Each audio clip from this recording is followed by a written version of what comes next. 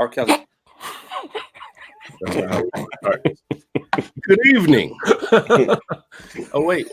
Hold on. We got somebody coming in here. And Rich is in. All right. Hey, at the buzzer. And you'll kind of know where we're going with this. Good evening, everybody. Welcome to the company. It is 10:09. I apologize for being late. I'll take full responsibility for Sosa being late. Fuck? What about Rich?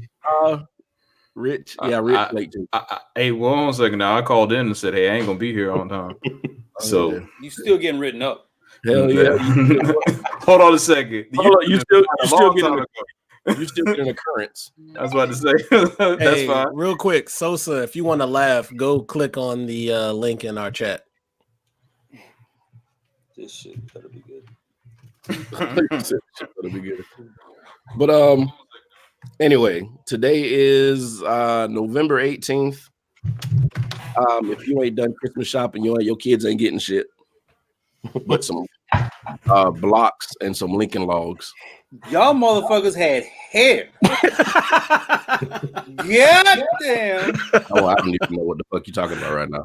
But anyway, a picture from 14 years ago. We were at Carolina. Oh, God, don't say that. I can't see. I can barely see Jason though. How do you mean you can barely see what? Glad that I didn't go to Carolina. I can't share. Jason like 115 pounds. Yeah, Jason, you were skinny. Wow. Okay, but like I said, it's November 18th, 2019. Year's almost over. Everybody's getting ready for the holidays. I'm pretty sure the Christmas trees are going up. Nope. No tree. Grinch. Jesus. I got the Charlie Brown Christmas tree. That's what I got. Well, so you moved the ficus over there by the window. Pretty much. Hopefully you guys had an amazing weekend. We had a winter. What did they call it? A winter Wonderland. Arctic blast. They call it an Arctic. That rain is bullshit. Yeah, it is, and it's depressing. A lot of people do suffer from. I think I talked about this last year when we did a show during this time. Seasonal affective disorder. Sad. You're dumb. A lot of people do suffer from this shit. It's when the weather changes and it affects your mood, makes you tired and sad, and some people depressed. And so if you're going through that, snap the fuck out of it. Right. But get a drink. A few drinks.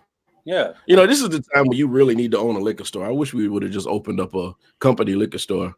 I'll do it for the winter time. Huh? I'll do it. Oh, you got the collateral like that, buddy? No. That's why you be disappearing on us. There you go. Running a liquor store. Selling Hypnotic to everybody for $5. It also pops up in a different city. He's buying stuff from his Connect. Got it. There you go. Got it. See, but we do have a few topics, a few things we're going on this week. Of course, Kaep came back to do his practice. Well, his workout. Sorry. Yeah, his workout. And they ain't do shit. The people. Well, here's the thing. So after Kaep did his thing, for some reason he changed the venue. Does anybody know why he changed the venue? Because they tried to get him to sign some kind of NDA. Yes, thank you for bringing that up. And he also said that he wasn't getting like the full out tryout like anybody else would. The NFL put like certain restrictions on it for what? He said that, wait, it's a lot. So basically what he did was he said for all media and everybody to be there, he just moved it over to a high school stadium and invited all the media, because he felt like he wasn't getting a fair share. A lot of stuff the NFL push in the like the day before, earlier that day, and he was just trying to have transparency. It's like he doesn't want them to put out videos of just a random errant throw. He want media to be able to see it, because I mean he knows there's an agenda around him. He would be in the league if there wasn't one. So I ain't mad at that. I'm pretty sure he knows they were going to put together just like a folly reel. Yeah, like how many times? And to make him look as bad as possible. It's almost like the reverse of when everybody does those trick shot videos on YouTube. Right. It's like you don't see the 258 times they tried to do that beforehand. You just see you mean like Dude Perfect? Yeah. Right. Yeah, you don't. Yeah, exactly. Yeah, you don't see the other times he tried it. You see just the perfect shot. Yeah, just doing it in reverse. Those dudes still making a shit. I don't understand. My issue is, or my question is, why are people upset about a man trying to get back into the career that he was doing before all this shit happened? I don't think people were fake really rage understanding of why they were pissed off in the first place. Hate. Rich stupid. I just think it's hatred and his anger carried over to this, and it's really unfair. It's stupid. And if you ask anybody, ask somebody, just the people who are really pissed off, why are you mad? Why are you pissed off that this man's still trying to play football? When we already established the reason that he was kneeling in the first place had nothing to do with the flag. There was no flag protest. All this was brought up by our illustrious leader. I'm still trying to figure out why it's a problem, because they're saying that like he's talking about the flag, but yet he's exercising his First Amendment right to do so. So it's like the first time they changed something with the Constitution, the first fucking one. Right. he's doing the exact thing, and people have a problem with it. It's like, okay, y'all mad at page 1.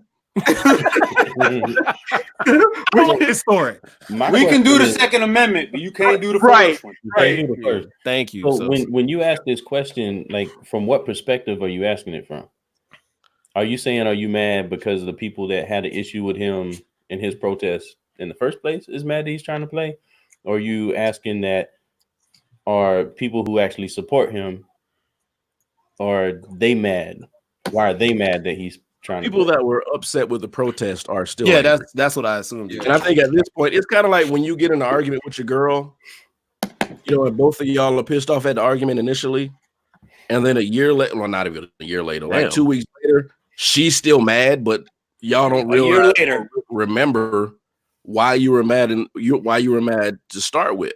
And I don't think these people are cognizant or realizing why they're mad. I just think they're upset because they think they still need to be pissed. At the end of the day, him kneeling, why they were mad in the first place.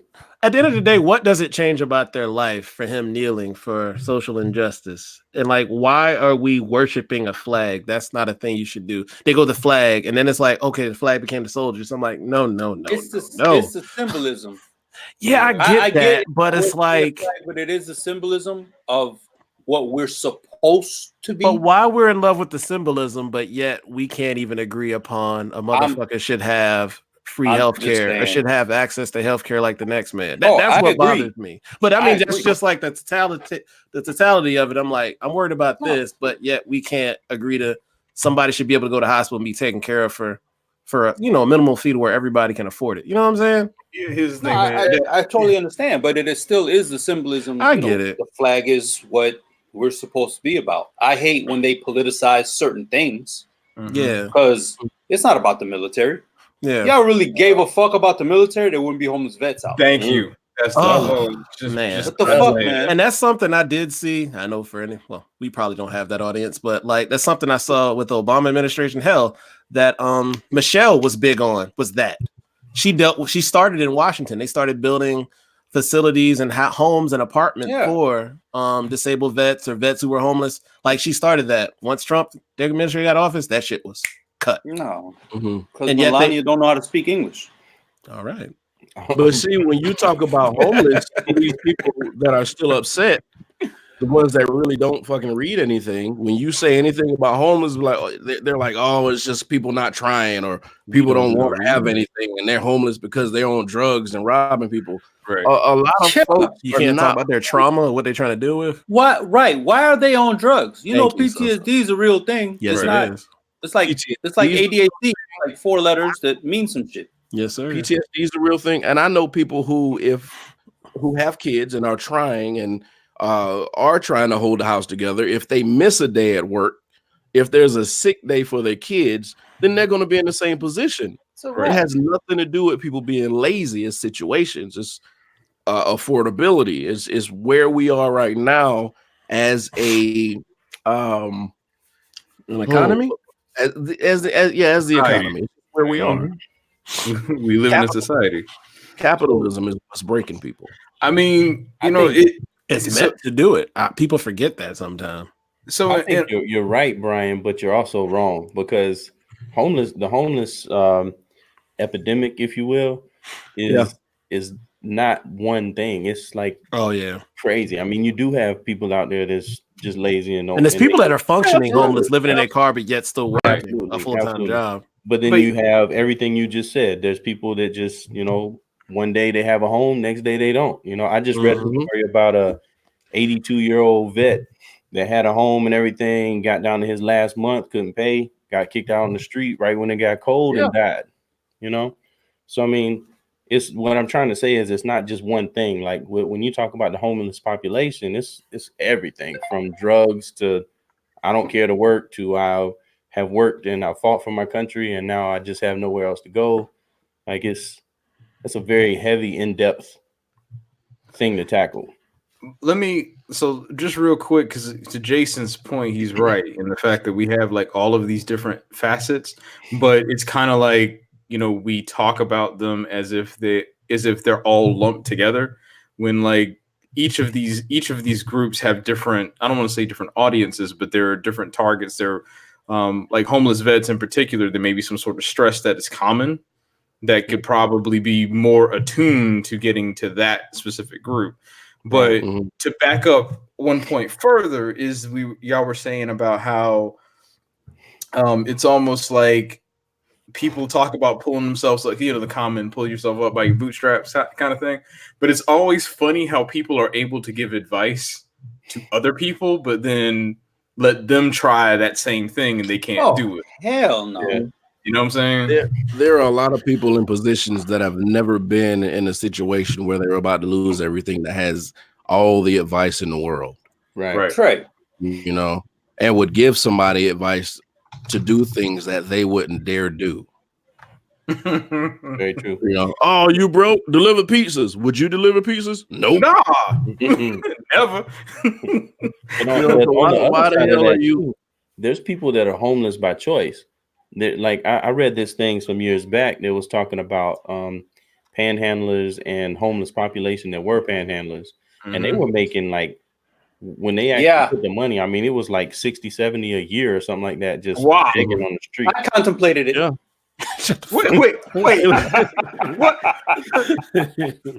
And I've been in this situation, I stopped at a gas station and somebody was like, hey man, down on my luck, I've just lost my house and I'm about to blah blah blah. And then I gave him $2 and he got in like a BMW. Right. Was driving it. Right. That's why I don't like to exchange money. I'll go get you a meal. I've done that when I was in college for training. I didn't give you no fucking money. I was like, follow me over here and I'll get you a burger. And they kind of look and I'm like, let's go to Chick-fil-A or something. I'll get you something. If in fact your situation is that dire, let's say this guy was telling the truth. I also think you're a hustler. Yeah. Let's say in fact this dude's situation was that dire, okay? And he was in fact homeless, lost his house, whatever. Trade that damn BMW in. Right. Somebody will give you $5,000-$6,000 for that. I was about to say, maybe become an Uber driver.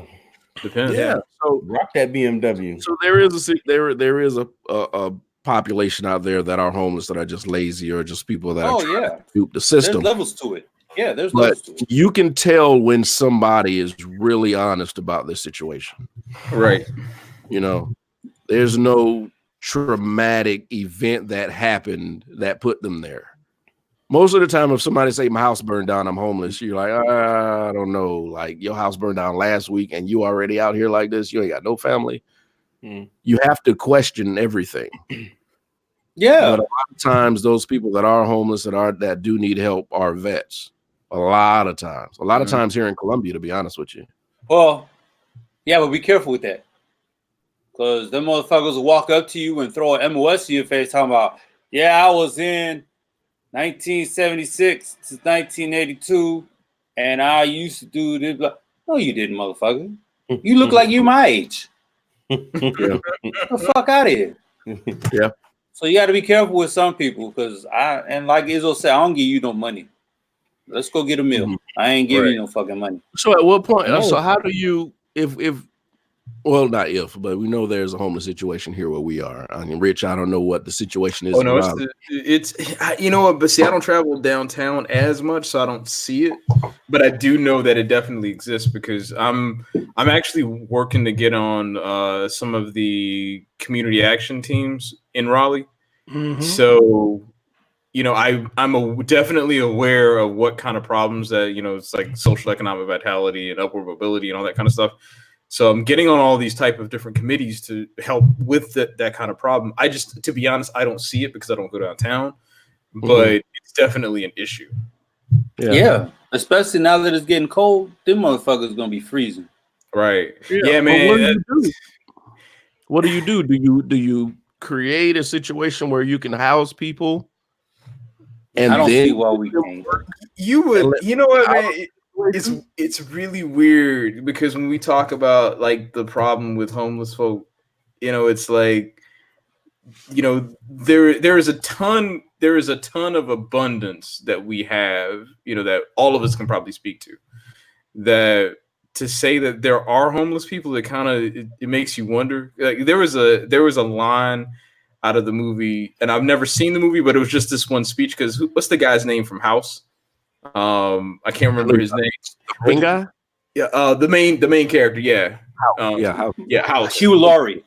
Yeah, Hugh Laurie. Yeah, he had a speech he did in the movie, and there's one line in the speech. He says, "You live in a world where you have obesity and starvation." Explain that one.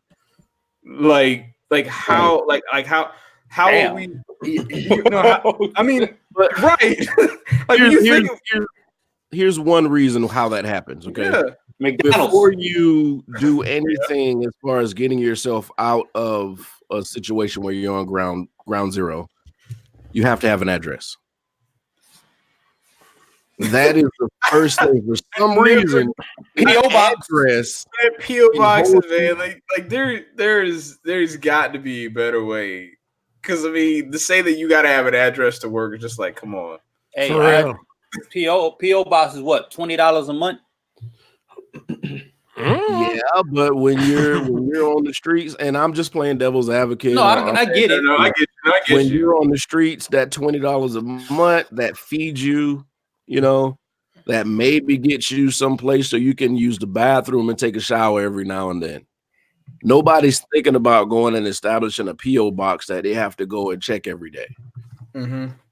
You know, so there are situations where you do fall on your ass and it's really, really hard to get up. Oh, yeah. Right. Anybody can do it, but it takes a shit ton of work when you're already at the bottom. It's easier when you're falling, but when you're already at the bottom, it's that much harder. The ones who I really feel for are the ones who have undiagnosed mental health issues. Mm-hmm. Oh, yeah. That's what I was going to say earlier, that a big part of our population here in Columbia came from when we had the spot on Bull Street.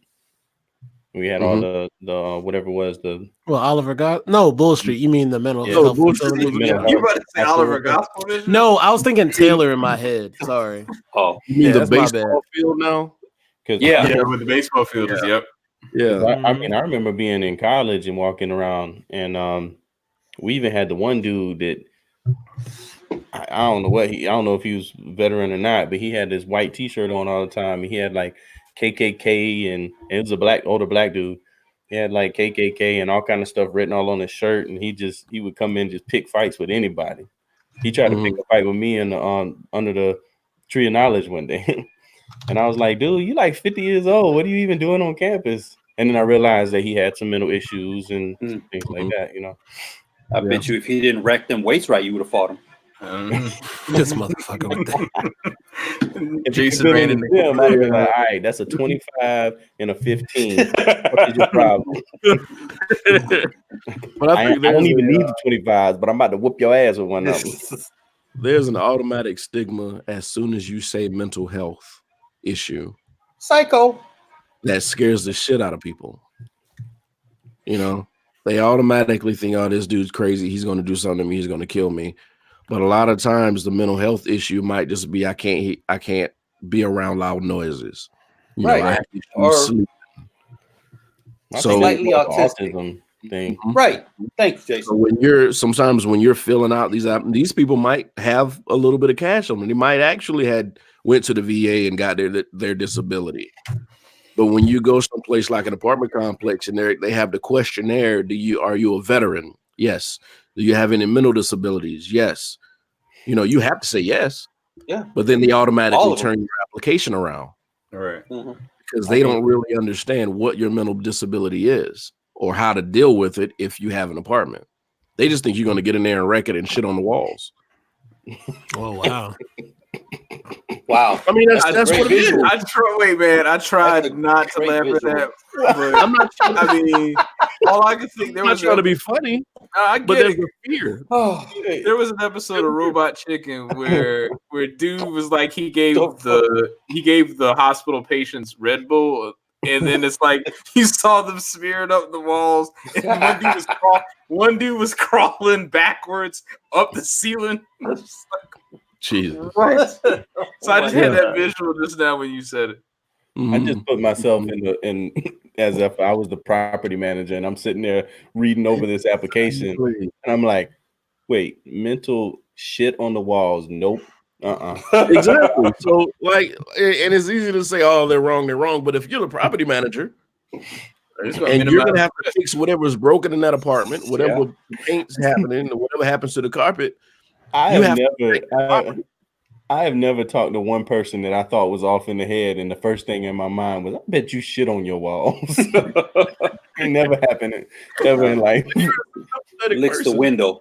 You're a sympathetic person. You put yourself in those people's positions. There are a lot of people that don't, and they automatically go off whatever they heard on Fox News. So, but anyway, we were talking about Kaep. How did we get here? Mental illness, because they can shit on their own walls. Right. But why do you think people are still upset? Like, is it even valid to still be upset with Kaepernick? No. We've established on either side. So on either I don't see what Sosa's saying right now. What you mean either side? On our side, on their side, ain't nobody. If Kaep don't get a job, you can't be mad. If Kaep get a job, what the fuck you gonna be mad for? Yeah. He got paid. Right. So he settled. He's done. Well, but somebody explain Stephen A's position here, because a lot of people are ethering Stephen A right now. He trivialized the situation. That's what pissed me off, because he didn't bring up the NDA stuff that Sosa brought about. He just said he doesn't want to play, and he brought up these points, but it was kind of like, it was just odd, man. I lost a little bit of respect I had left for him. It's done. I'm done. Nobody go ahead. Who rate of not playing. Thank you. And you're still practicing. Nobody's going to say, yeah, I don't want to play.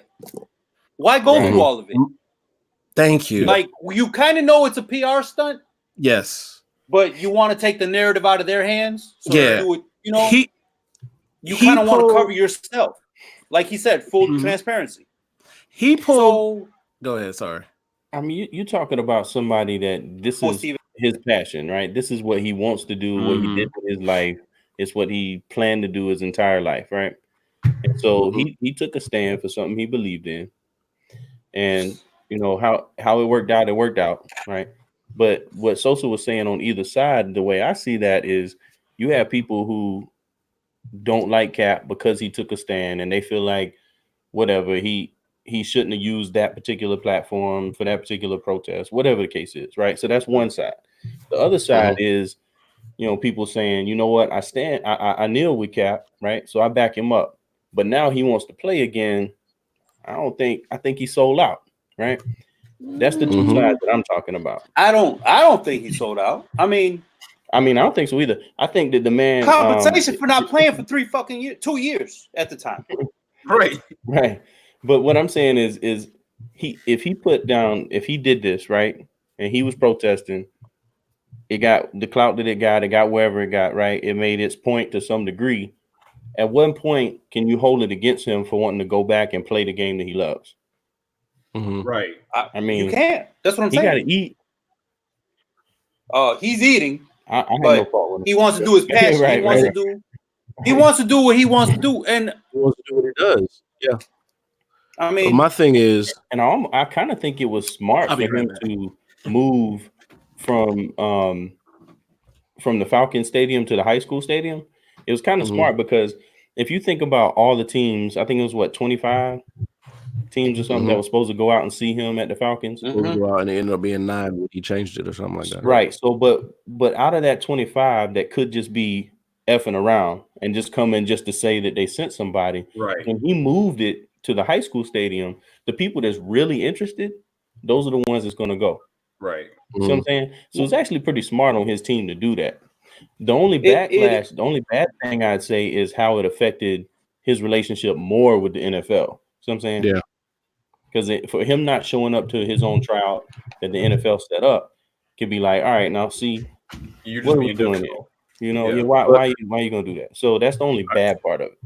Yeah, and my thing is, I've heard several times before this whole Kaep thing started, people saying, "Oh, this celebrity or this person is complaining, but they have a platform. If they wanted to complain, use their platform to get their voice across and get whatever changes they need changed." So, excuse me, Kaep used his platform. Exactly. So after his platform, it was like, "Oh, we don't like when he used his platform." And then, of course, 45 made his platform about something that it wasn't anything near what he said it was about. Right. So people got pissed off. No, it's funny that they didn't even address that it possibly is. No. And then they were complaining, well, he did this, blah, blah, blah, but there weren't any changes. There were things put in motion because of what he did. There were foundations created. There were groups created, to watch what the police were doing to help with social injustice. So there were things done in light of him protesting, and everything got quiet, and now he wants to play, and then they're pissed off again, thinking he shouldn't play, but don't know why he shouldn't play. Right. Or the reasons they have are because of a reason that we've already told you that wasn't what it was. Right. Well, so I just think people like complaining, and sometimes I think there's a group of people that just doesn't like when anybody who's supposed to be obedient to a higher power. I think there's a group that's just pissed off anytime they hear them. That's where the plantation These are the narrative same comes people from. that are afraid of loud ethnic women. They hate AOC. I think it's. I mean, I feel you, and I agree with your point, but I think it goes a step further. I think it's really anybody that don't fall in line, right? Because I mean, the NFL or the NBA or ML, every major sport for that matter, if anybody ever steps out of line, it's a problem.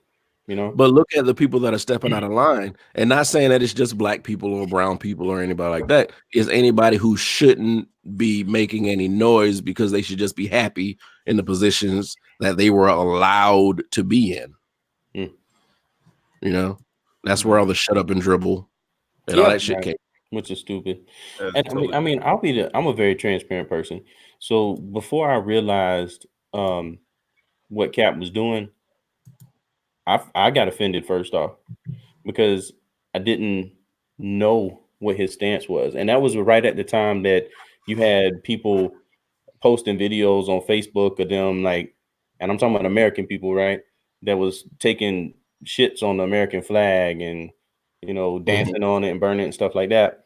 And then here comes Kaep kneeling.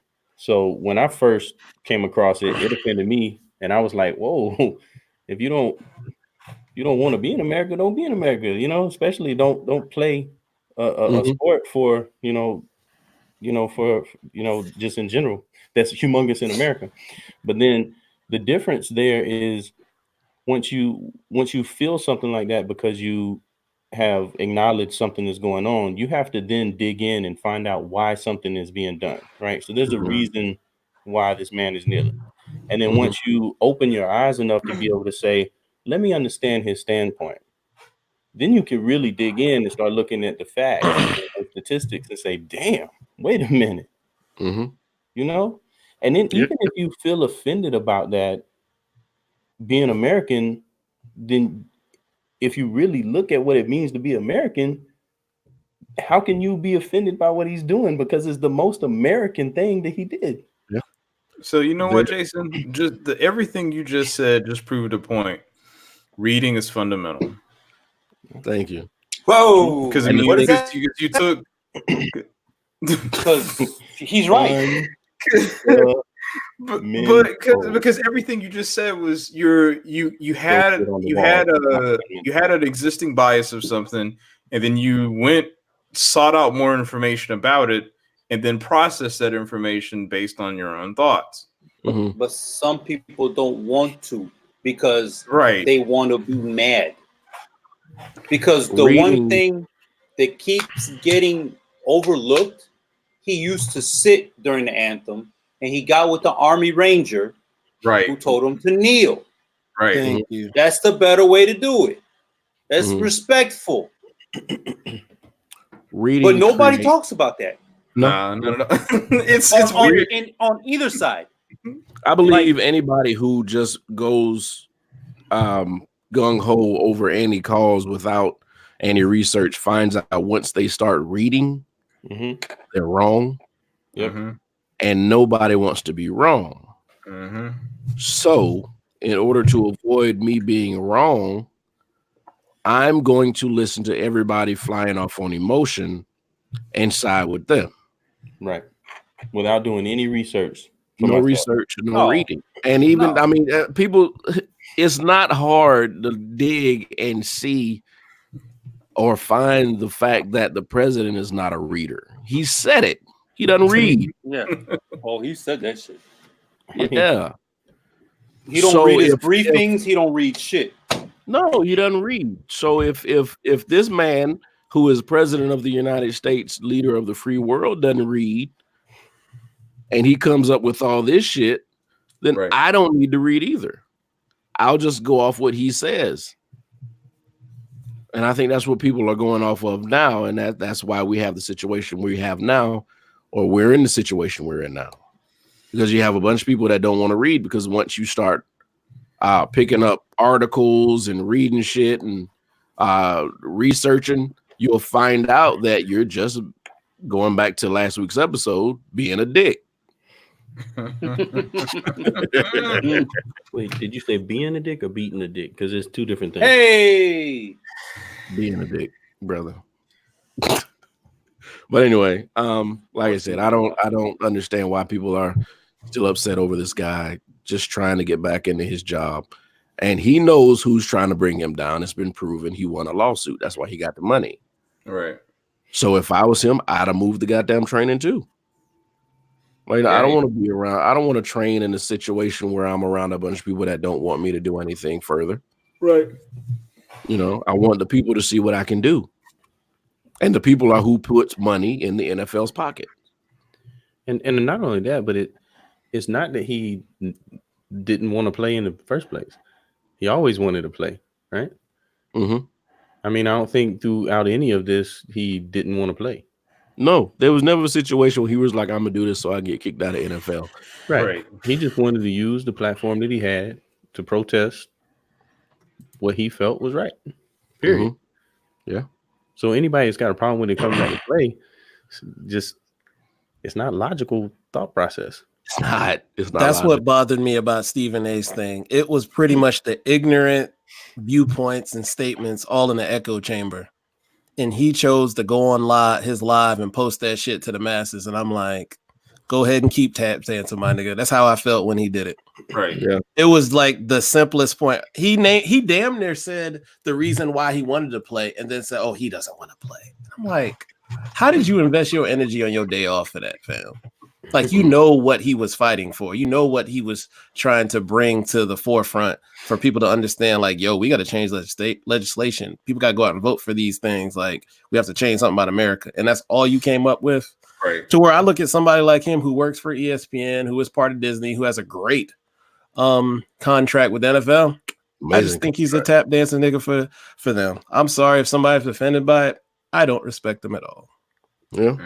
Congratulations on his $8 million, but I don't respect him. I lost a lot of respect a long time ago for his statements about women and things like that. But now, he just pretty much said like everything they wanted him to say. That's my viewpoint. I could be wrong, but It's what I almost expected him to say on Monday, but for him to take time out of his Saturday to go to his live to do that, bruh, like those were the simplest viewpoints you gave, and you overlooked the NDA, you overlooked all the things he did, you overlooked the point to where he didn't want to. The NFL pulled the BS saying that they didn't want to deal with it. They pulled something at the end because they said Nike was going to film. Nike put out a statement like, "We had nobody at the facility, so we don't know what you're talking about." All that stuff was ignored.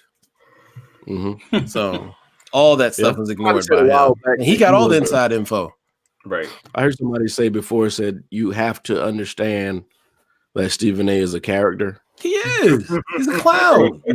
He's playing a character for TV. He's a clown. And you kind of wanted to overlook it, like, nah, he's being real. He's being who he is. This is who he is. A clown. Something like that. I'm like, bruh, you might as well change your name and put your name in the credits or some shit. That was a character move. Yep. ESPN trots him out every time they can get, man. The man be having sleep bags under his eyes, but he'll do it. Yeah. Them checks clear. Yep. It is what it is. I might be wrong, but I can only go about the energy he keeps putting out here. I have several cases and evidence to say, like, he's doing it for the check. And it is what it is. Right. The E does mean entertainment in ESPN, so. It does. So we got to give him that. Speaking of when checks clear, we had one of the guys running for president today. I don't know, was it today when he did this or yesterday? It was yesterday. Was it yesterday?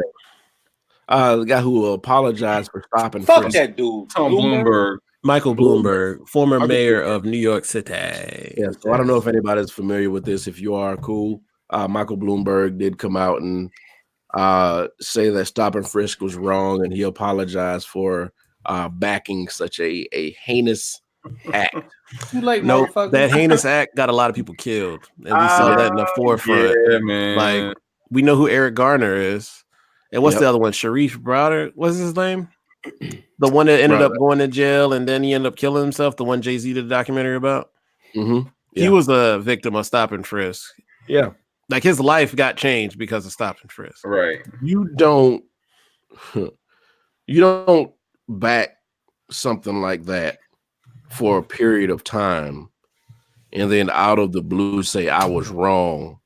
Right. It just happened to be around the time you want to run for president. Right. It's like I need I need to make it very clear that I like y'all because I need your vote. Right. Exactly. No, we cool, fam. If Mr. Bloomberg ever gets ear of this podcast, fuck you. If anybody in his camp gets ear of the podcast, please pass on to Mr. Bloomberg. We do not accept your apology.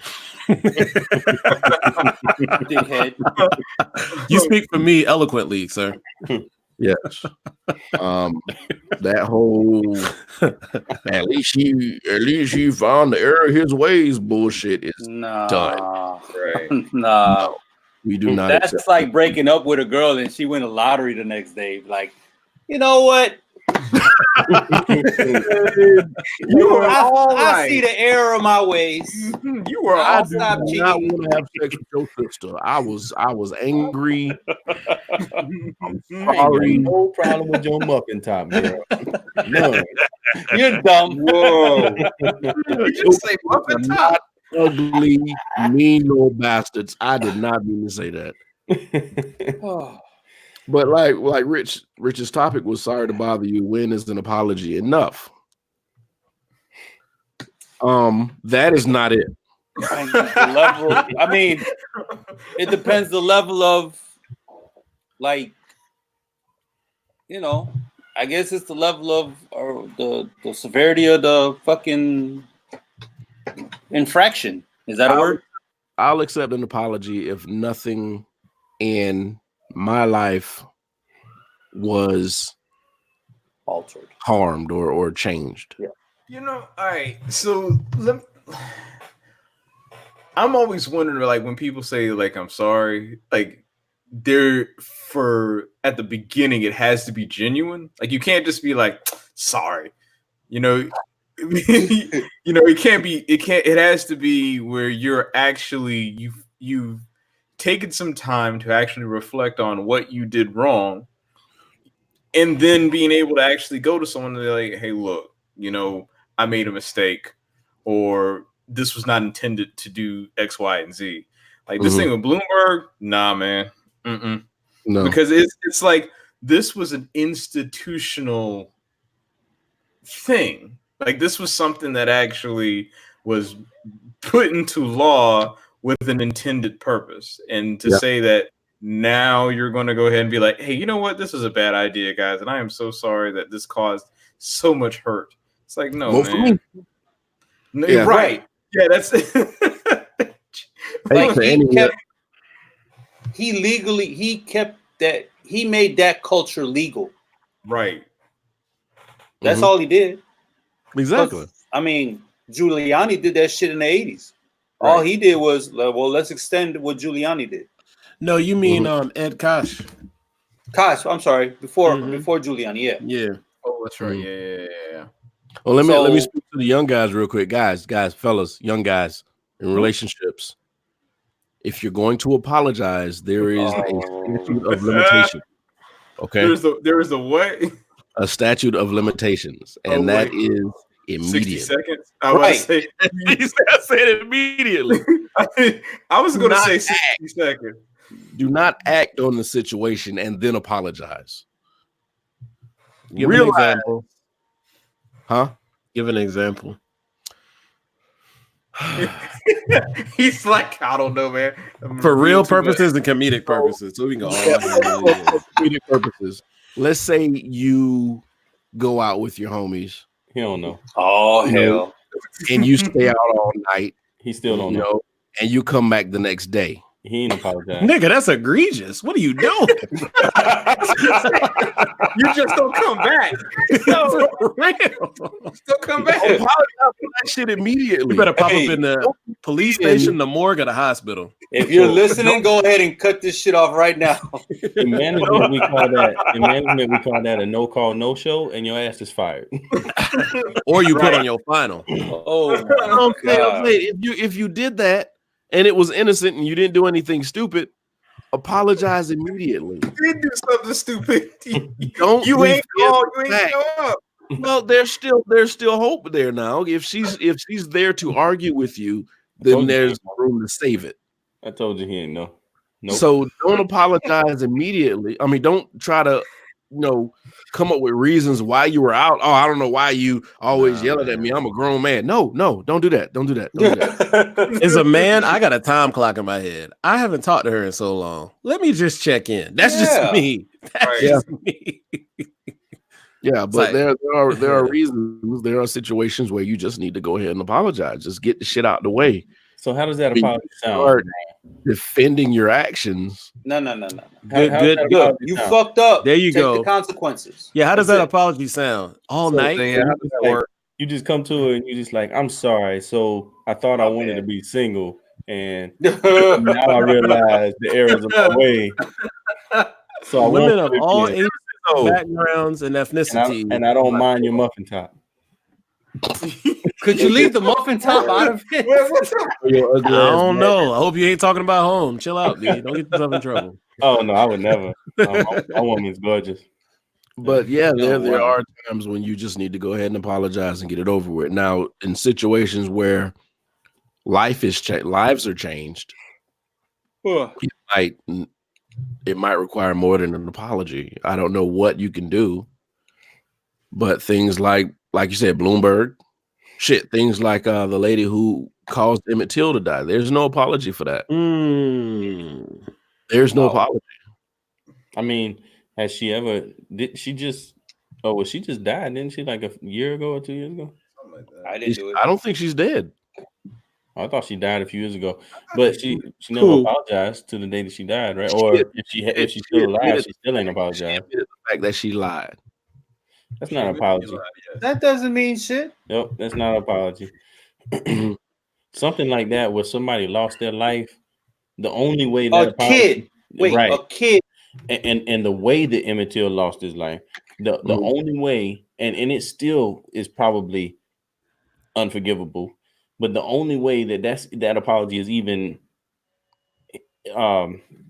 contemplated is if you were like slobbering out, snotting out your nose, crying from the errors of your way. Like you have to like go. I mean, and see, even at that then, point, even at that point, you let so much time pass. You know, you live your life. You've loved. You've lost. You know, went on vacations. You've had fun. Right. Even at that point, if you're old and crotchety like she was, and you apologize, then that just means you're trying to find peace. Right. So you can somehow maybe get in the pearly gates. You're not even apologizing. Buy your way into heaven at this point. Like I said, there's a statute of limitations. If you let time pass, your apology is not accepted. Bloomberg let time pass. His apology is not accepted. You think if he was running for president, he would have apologized? Oh no! If he wasn't running for president, hell no. Let me think. He would have apologized if it was in a book, like if some memoir or something. That's when he would have done it. But other than that, no, not at all. Yeah. Nobody's guilty until they're caught. And that's when they start doing that whole "I'm sorry" bullshit and crying and crocodile tears. I'm sorry. When you were talking about that just now, all I heard is Bane's voice saying theatricality and deception. Powerful agents. Yeah. Well, that's true. I mean, how many people have done some of the most heinous shit you would ever think of that are just going about their lives like nothing happened? But what about small shit though? You know, we talking about real deep, large shit right now. What about small shit? Well, that's what I was saying. A little small shit, you still got a statute of limitations. Example. I mean, but isn't it longer, right? So give me an example. So I accidentally smacked that drink out of your hand. It spills all over you.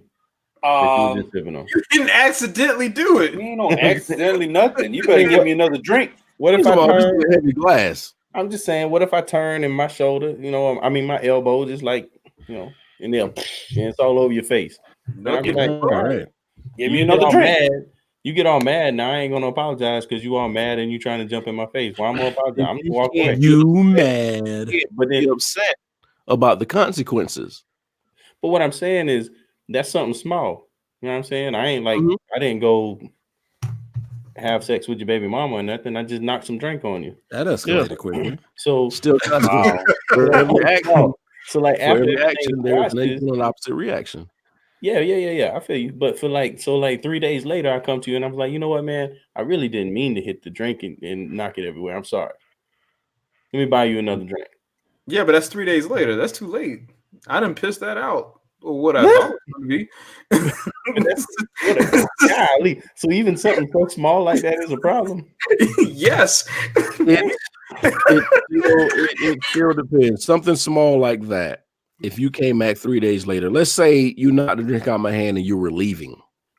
Thank you, Brian. And then you came back and said, hey, blah, blah, blah. But if you were sitting at the bar with me and you knocked the drink out of my hand, looked at me, and then kept doing your shit and stayed there without apologizing, you cannot be upset with the consequences. Hey, right. I can't wait to go drinking, man. 45 seconds. 45 seconds. So we just sitting there staring at each other for 45 seconds. I'm probably doing that. I know this motherfucker gonna apologize. I'm talking to myself. And then I start talking to myself loud, so you know you did it. I know this motherfucker didn't just knock this drink out my hand, so you know. And so you wrong. Right, okay. But let's say I'm buzzed and I don't feel you, so I don't apologize. And then the next day you come to me and you like, you knocked my drink out my hand. I talked loud so you know I did it, and you still just sat there and stared at me. So I say, you know what, Brian? I was a little buzzed, man. I'm sorry. Let's say I still lost $6. Yeah, and I'm in a gratification type person. A lot of people are not, but I am. I mean, I don't hold grudges, man. I let stuff be. I don't know. I let stuff be, but if you knock my drink on my head immediately, I have to let you know you did that shit because I want another drink. I was dependent on that drink. I'm just playing devil's advocate. You already know. I'd be like, the word is excuse me and I'm sorry, motherfucker. Say it.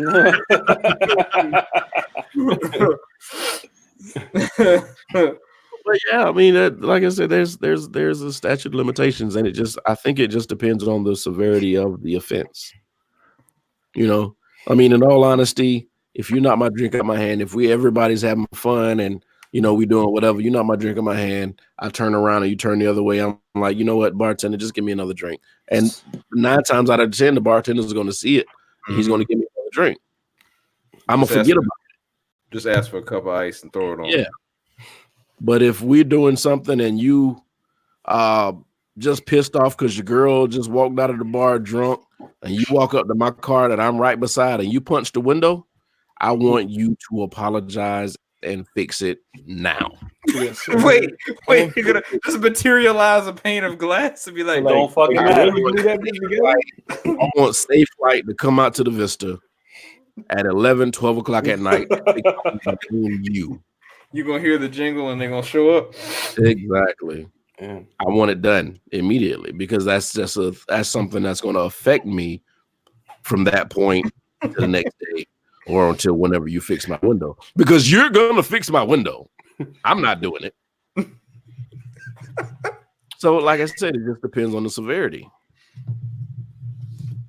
Am I wrong? No, I think that's pretty much anything. The severity and the circumstances. Yeah. Now, there are people that take the whole apology clause too far. We had that whole situation in the 90s when you step on somebody's sneakers and they shoot you. That's stupid. Oh, yeah. I mean, yeah. I thought Sosa said, man. That's what it sound like. So how many people you done shot for stepping on your like, I got a couple bodies over my neck. I got a security clearance. Go ahead, lean on that, brother. No hablo. There may or may not be a few bodies buried in Riverfront Park or some Nikes. I may or may not have killed some motherfuckers for no reason. That's right. There's always a reason. They may have shouldered me in a bar downtown 5 Points while I was sober and they was drunk and they didn't say sorry, so I had to off them motherfuckers. That sounds like you and Brian. See, no, that's Jonathan. Anyway. I don't know who Jonathan is. Everybody just passed the buck. It just didn't get around to Rich. Rich is an amazing guy. Rich is the moral compass of the group. Y'all don't understand. Whatever. You get Rich pissed off enough, he'll probably put somebody in the chokehold real quick. Well, that just means no. Rich would front kick the hell out of somebody is what he would do. No, silent assassin. Chokehold, put him to sleep. Go to sleep. Go to sleep. Hey guys, want some more drinks? So who's the dude next to you? Don't worry about him. I'm just kidding. Taking a nap. Yeah. Why is this dude just sitting here in his hat over his eyes? Shut up. Shut up. Quiet. He saw Weekend at Bernie's one too many times. I will watch it. So I had a topic here. It was more of a human nature type topic. Oh shit! Is this gonna be lighthearted or are we gonna get deep again? No, it's not deep. Hold on. Wait, real quick before we go, because you mentioned human nature. Why did there was an Amazon delivery truck? They were blasting "Man in the Mirror" yesterday. I was like, what? Really? The one around here always playing Future. Rich, to be honest with you, I was thinking tonight. But there is no Michael Jackson song that doesn't put you in a good fucking mood. Not one. Even the depressing one. Stranger in Moscow put you in a good mood? I don't remember that song. Thriller? Probably off. I'm not a big Thriller fan. I mean, the album, yes. The song, I don't care about. That's what I'm saying. Like, that doesn't do nothing for me.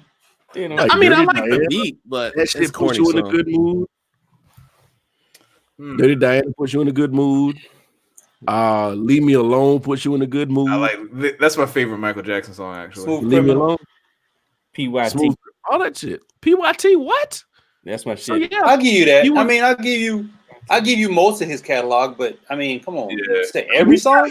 Even the damn Earth song puts you in a fucking good mood. Oh no. Man, your moods are different than mine. Don't even try. Butterfly. Me, Ricky Bobby. I'll tell you that right now. Butterflies really got you in a good mood. In a good mood. And then the one he did with Janet. Scream? What's he gonna do? Move? Especially with Janet in the video, she do the thing and she kind of see. Why you remember that so well? Because I watched it 82,000. Because he's got a pornographic memory. Yeah. Oh, not photographic. It's not a thing. Hey. It's not a thing. It is now. We made it. He remembers the video, the smell of the Jergens. If that bitch can say reputify, then I can say fucking photograph. Brian said, "Fuck that Lubriderm." No, I'm just What? We gonna you know what? Fuckers. You know, whoa. All right, what were we talking about? Did not. Wait. Anyway, I think what we were talking about. Okay, so we've all either been in or are in relationships right now. Mm-hmm. Okay. Yes. When you first met the person that you decided to be in a relationship with, and you can sit here and lie to me if you want to, but I know you're lying. You did not present who you are when you first met them. Hell did. You can ask. No, you didn't. Well, I'll say my most You have previous. something back. You have something back. You Like can you ask. got All right, no. Here's all right. kind Now, of like violent flatulence, and you kind of just held that fart in. all right, until, like, the see, that's same not. Oh, that's that not makes like, good sense. That's I not mean- like. I think everybody kind of puts a little shine on for the purpose of securing the mate. Like Mhm. Yeah. no one goes like you don't go like on the first date. You just get let out. You just let out a huge wet fart because Oh yeah. you don't do that. Wait, That's not how what? that works. Now, I fought a meat coma for my last first first, date. legendary. Pause. Legendary. So I'll say in my situation, from the time I met her to the time we actually had our first date, that's 2 different times. Like, there's a long. I understand that because I'm in the same situation. I was friends with mine for a long time. No, we weren't friends though. We just whatever. And I went this way and she went that way. We just happen to know of each other. Oh Right. yeah, that's kind of cool. But when we actually had our first date, I never make a good first impression. We are well aware. But you put on your best. But yeah, you put on What's the best behavior though? What guys? is my best behavior? I don't know. Because she already knew I cursed the way I curse. She already knew I say some wild shit. Yeah. Like, she already kind of knew. All right. That means she already liked it and she was accepting. No. That's my point. and that's she wasn't. She was like, Point is, well, like, look at how good y'all are right now, right? Mm-hmm. So she already knew who you was and your flaws and that you ain't got no good first impression type shit. You ain't never on good best behavior. She already knew all that, and and y'all are who you are. But My point on this is that you should always just be yourself, because if they ain't willing to accept it, then they ain't the right one. Oh, hell no. What if you out here paying for what? Can't be like that once you get with her. See, that's The right one. What the fuck did you just say? The right one will be there. that's a different situation. Okay, you already knew her, and she's already seen you in situations where you didn't have to put on because you were just out in the world. But you've been in situations where you were just meeting somebody for the first time who you had plans on dating. And when you had that first date, there were things that you didn't do. You didn't curse as much. You didn't. Yeah, I did. Listen, it was so bad. I put this. This is what I want. I put everything on the table. She's like, this dude full of shit. What you want? Not you don't have to say what it is. But... No. I'm saying I want a relationship where I want to be married. I want my kids to be straight. Blah blah. I put everything on the table, and she's Toxic like, masculinity. no fucking man would do some shit like this. She thought I was full of shit. Mm-hmm. So Really? one time, yeah. Damn, because sorry she's been, dudes out well, here, she but had I been, keep... you know. Oh yeah, I know. You ain't got to disclose it for bad everybody. situations. I know. Mm-hmm. But everybody always says, so, and I mean, this goes back years. Don't be yourself on this first date. They always say that shit. You can't give it all. You can't give them all of you. I could get that piece, but yeah, go ahead, Izzo.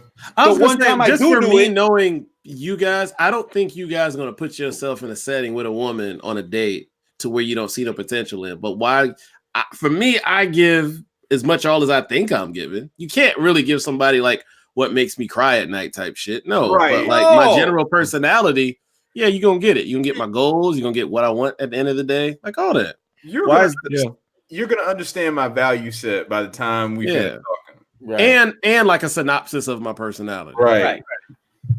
Mm-hmm. Yeah, but I don't think so what you're saying, and if I'm gathering this, what you guys are saying, you don't adjust or tweak or leave anything out at all when you first meet somebody for that first date. B, you kind of gotta leave some shit out. Yeah, I'm not gonna use my dark humor or gross humor. Hey, I laugh. I'll slip a little bit of it in just to test it, but you know, that's me. You gonna do what? Slip it in to test it. Oh, right. Talking about a phrase. Fool. This is not what I want. Wrong P word. G. I slipped a little bit in. This is not what I want. Sorry. Moving on. I'm putting my pants back on. No, at that point, you're like, let me just put it back in the zipper. What are you talking about? Sorry, everybody who listened. That's so It went left. It kept going hard. All right. Who else was talking? But anyway, but I'm saying, like you said, you don't introduce her to your dark humor.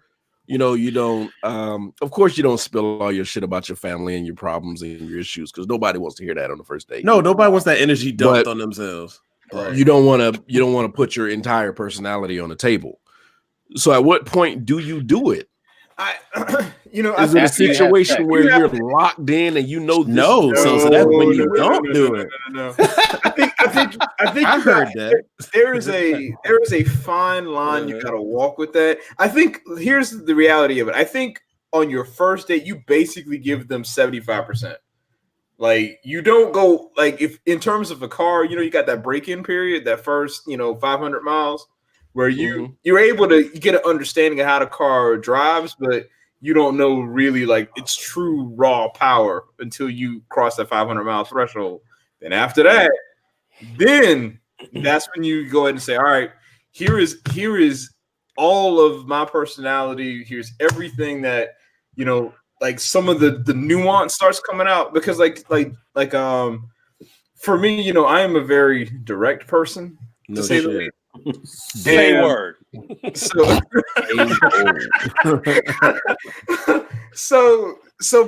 like you have to kind of, at the onset, you have to also be able to say if this is how you're going to respond to a situation. They have to be willing to accept that fact. It's not necessarily saying that you have to just take the information and then be like, "Oh, everything's going to be fine," and you're the sweetest thing ever. It's like.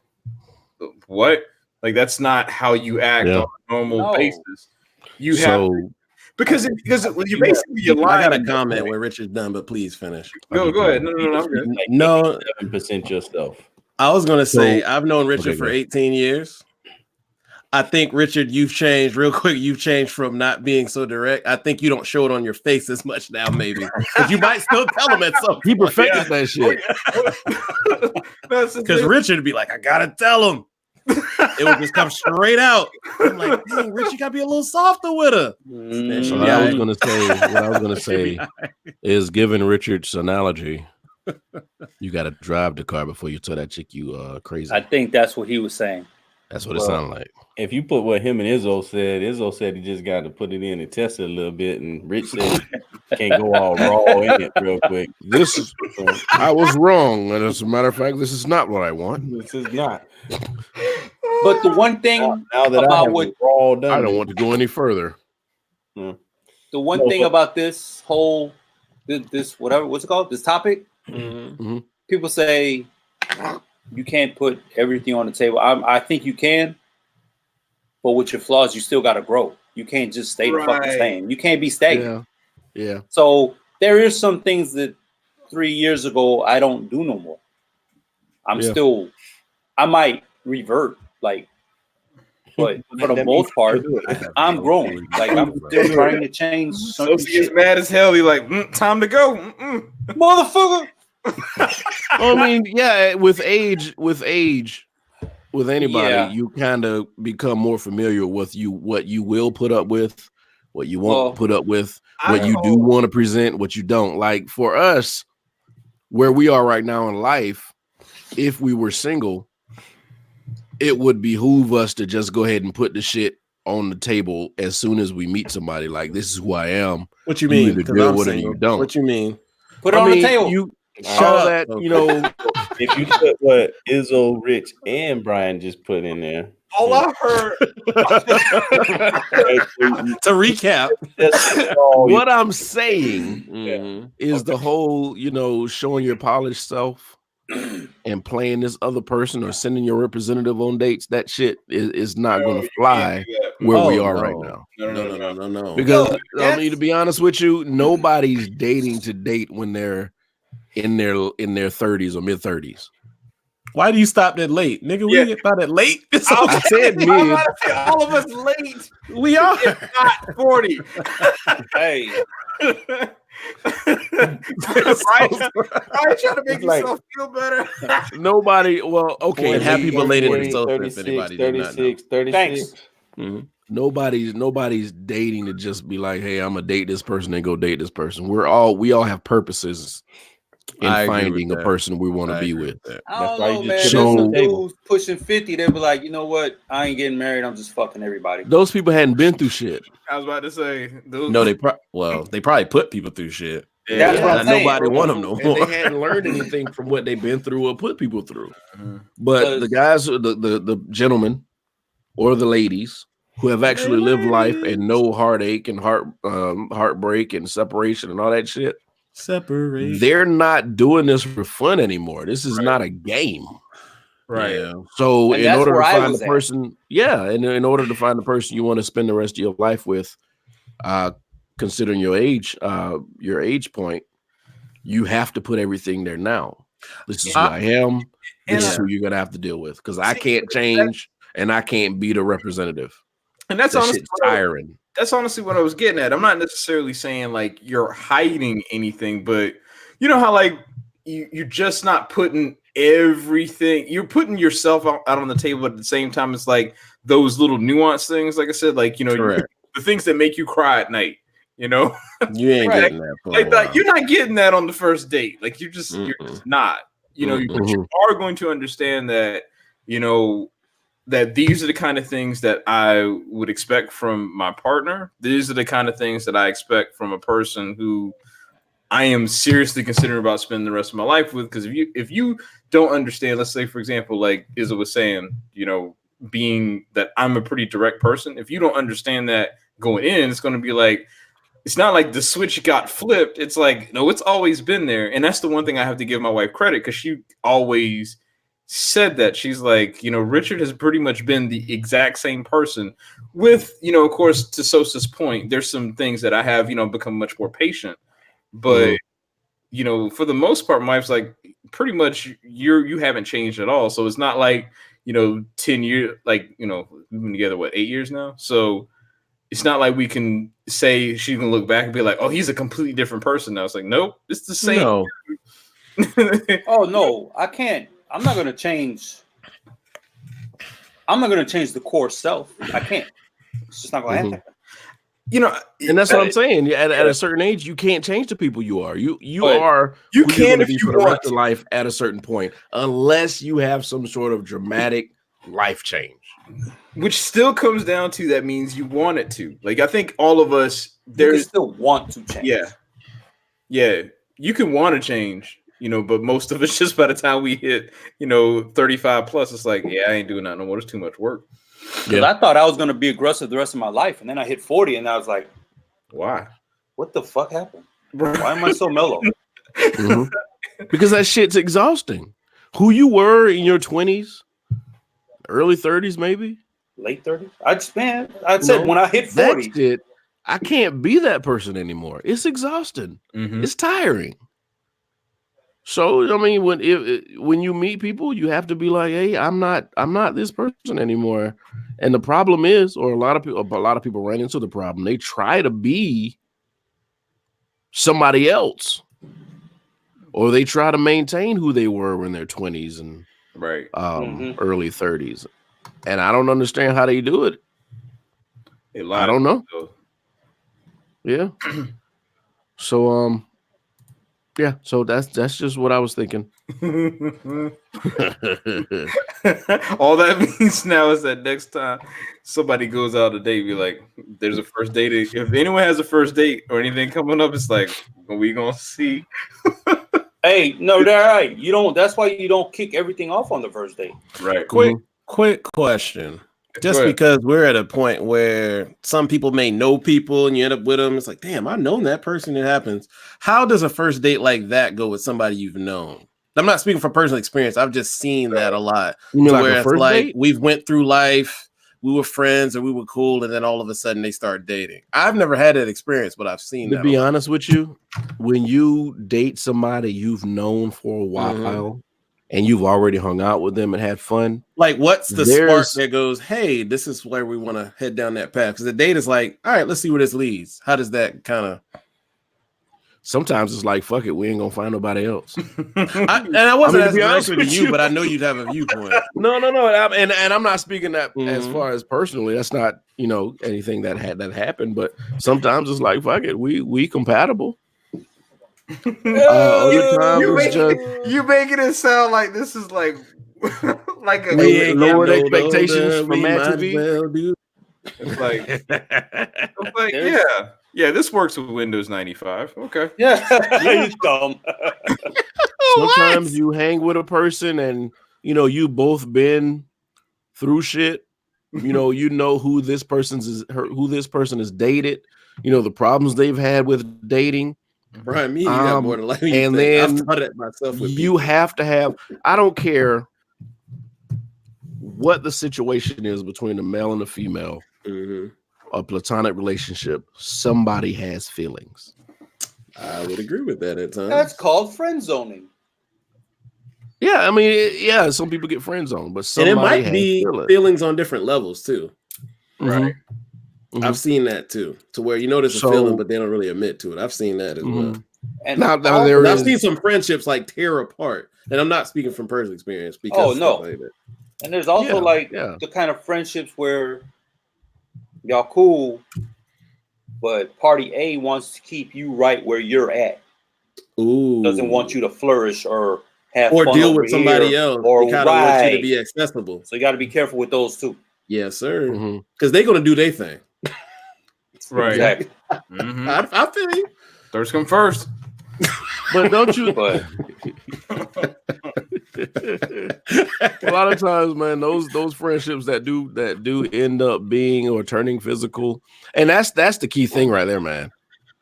I mean, friendship is one thing, but once you cross that line, that physical line, then that's when it becomes something completely different. Energy is exchanged. I tell people that shit is one of the most realest things in life. Energy gets exchanged.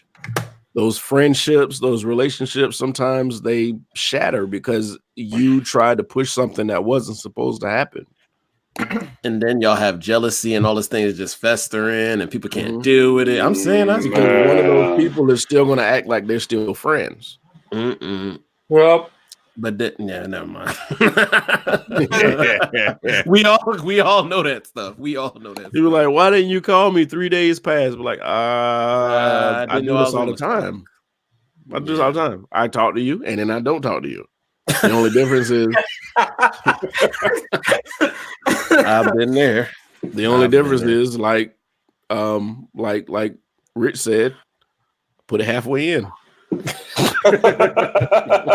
That's not what he said. That's not what he said. Not what I said.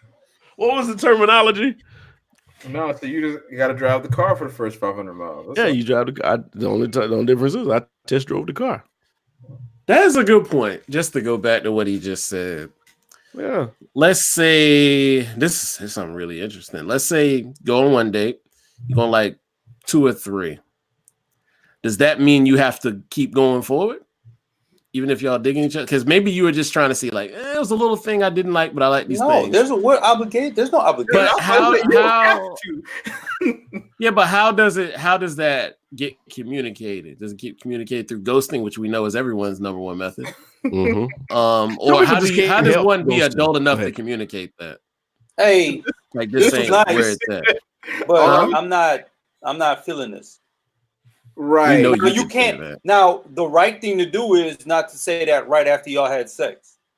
Just putting that. I ain't even think. You sitting there putting your pants on, like, you know what? Yeah, I'm not feeling this shit. I'm not feeling this. That's what I was going for. On stroke 258. Can you not tell anybody we did this? Shit don't work like that. She crazy. She gonna cut your tires.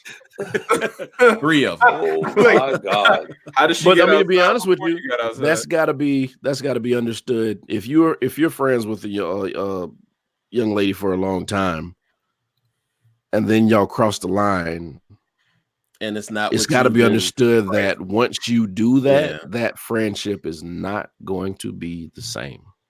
Yes. You may still communicate, but there's always going to be that thing in the back of your mind, like, damn, I saw her titties. You were so blunt. No, but I'm saying it's going to be something. Oh, damn, did I say that on here? I did. You did. Where did you think we were, motherfucker? I'm sorry. Why are you calling me motherfucker though? There's always going to be that. That's funny. Yeah, Dre said you can't act brand new after I lick your butt. Get out of here, Dre. Where are you at? I did a watch party with the chat. I was about to say, I damn sure didn't see that. But anyway, we're going to ignore that comment altogether. Fuck. You already put it out into the space. The friendship is never going to be the same. Now, it may be reparable. Mm-hmm. You know, you may be able to. It won't be the same. It won't. Yeah, but that's just one of the adult situations that you have to deal with up front. Yeah. Okay. You know, if this works, it works. If it doesn't, let's take some time, figure out what we're going to do, how we're going to act about this, and maybe at a later date we can come back and explore our friendship again. But right now, I can't see you without like croutons and baby oil on you. What the fuck is going on in your kitchen? That was a long. I'm sorry. What's going on in your kitchen? That was I ain't eating at your fucking house. But anyway, but yeah, that's just one of those things. So, hey, if anybody's listening, that is a young lady. We do need a female's opinion on our podcast. So if you would like to be featured on our next podcast, please hit up one of the members of the company. We're going to use one female. You said don't touch me. And maybe we could do it other ways because we all know females. Yeah, because women can't say females. I've heard them talk about that. Women, I'll do what I want. All right, but yeah, like I said, we do need at least one female's opinion on some of the topics we talk about. We get hit up all the time about why I don't have any young ladies on the podcast. So, if you're a friend of that damn Sosa, Izzo, me, or Rich, or Jay, nobody disappeared in the middle of the damn podcast. Yeah. Let us know if you have a camera and a microphone, and we'll get you on here. And that way, they understand that the microphone's got to at least be, something decent. It can't just don't use a lapel mic. We're gonna ask you to leave. Yeah, because I think we all have blue mics. Most of us got Yeti mics or something like that. Yep. You just need a standard desktop mic to be fine. Yeah. Don't put it through your speakers because the feedback on that's going to be. We'll help them before we get on the air. Yeah. But yeah, if you're a young lady and you like to be on our podcast, just as a female's opinion on some things that we probably shouldn't be talking about, hit us up, and we're gonna get you on. But other than that, did anybody have any shotgun topics they wanted to get off their chest before we end this? Oh, did you want to talk about your ancestry? Oh yeah, this is something interesting. Oh Lord, we no, it just did a up. Like if you did ancestry amusing, they did a update recently, aka like today. Yeah, I find it amusing that I'm like 10% European. Yep, more black than I ever be. I'm 2%. I'm 98% Negro. That's not what that means, though. What? It's Go ahead. What you about to say? So whatever the genome or whatever, it just says where exactly it is in the world. Right. Mm-hmm. It doesn't mean that's what you are. So, oh no, it doesn't. But Brian might have somebody who's of African ancestry sitting in Germany right now. That's why where the 10% comes from. Right. Not that he's no. 10% That white. goes across their. I forgot how they do it. Pretty much, they go to like laughing at the faces you make. The purest people in those areas. So it's truly that. He did. Yeah, it's truly that he has that in his bloodline. Fucking Nazi. Yeah, I am 41% Cameroon, Congo, and Southern Bantu people, which is in the middle of Africa. The middle. Cradle of fucking civilization. 25% Nigerian, 24% Mali, and the rest is English, England, Wales, Northwestern European. And why doesn't Rich want to do it? Say what now? I said, why don't you want to do it? Oh no, man, I am good with giving my DNA to a private firm. They already have it. Just because they already have it doesn't mean I have to help. Well, how much was your Mali? See what now? My Mali was 24%. Oh, mine was 42. How much was your Nigerian? I'm blacker than you, motherfucker. This is not a competition. He's gonna double up. No, I just was curious, like what we compared. My Nigerian was 25%. Okay, 26. You had Benin and Togo at all? Still black. Benin and Togo was 1%. Senegal or Ghana? Senegal was 1. Ghana was 1. Oh, okay, cool. How I was blacker than you, but on all of them except for the Cameroon. The Cameroon, you had a lot. Yeah, like I said, Cameroon, Congo. Southern Bantu people was 41%. Yeah, mine was 15. My dad, and then, like I said, so I need that. England, Wales, and Northwestern European was 4%. Yeah, I had Ireland and Scotland at 2%. Yeah, Ireland and Scotland at 1, Spain at 1, and it's the rest are coloreds. All right. I enjoy being colored personally. America doesn't want me to enjoy it, but I enjoy it. Damn it! I did look up, Dre. She asked me what do the Bantu people speak. I did look it up, but I can't recall what they speak right now. But I did look it up though. Yeah. There was a big population in Colombia at one point. Bantu people. Mm-hmm. They're still here. If you drive down Broad River at any point during lunch, you can see there are Africans here, and they're actually have like everything balanced on their head, and they're just walking down Broad River. Really? Wow. Yeah, they still live the same way. It's just they have. I figured they would. It's just I didn't think they would be like middle of fucking Broad River. Did you guys know Timbuktu is actually in Mali? Did not know that. I knew that. Oh, because aren't you African? I did not know that. Anyway, if you guys, like I said, if anybody wanted to be a female guest on the podcast, I'll say it earlier next week in case we don't have anybody. Dre said she wanted to be on here, but I'm afraid. You look why? Is this something we got to talk about off the books? That'd be like 2 Sosas on here. Oh no, nothing for that. I ain't worried about that shit. Yeah, but anyway, like I said, come on, family. If you want to be on here, hit us up. Thank you so much for allowing us to keep you company. If you wanted to listen to the audio from the podcast, we are on Google Play Music, SoundCloud, Spotify, and Apple Podcasts. And then, of course, this is going to be on the YouTube website as well. You guys are awesome. Thank you for coming in. We had a lot of people come in tonight. I didn't know if you guys knew that. They just weren't commenting. They were just listening and watching. But next week, you guys comment. And we'll be here next Monday, 10 o'clock. Peace. Let me hit the broadcast. There we go. In broadcast.